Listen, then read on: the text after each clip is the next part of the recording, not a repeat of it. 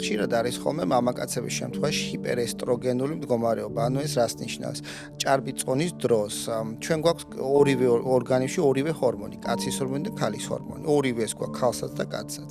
უბრალოდ კაცის ორგანიზმში დომინანტურია ტესტოსტერონი, ქალის ორგანიზმში ესტრადიონი.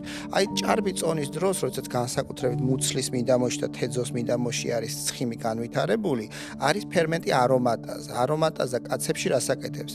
სათესლი ჯირკვალი გამოყოფს ტესტოსტერონს, მოხვდება ამ ცხიმში ეს ტესტოსტერონი, არომატაზა მას გარდაქმნის ესტრადიოლად, ანუ ქალის ჰორმონად.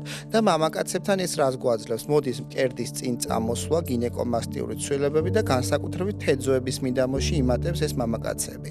და ესეთ მამაკაცები ფიზიკური აქტივობით ნაკლებად იქლებენ ხოლმე, იმიტომ რომ ეს ესტროგენი არ აძლევს ამის საშუალებას.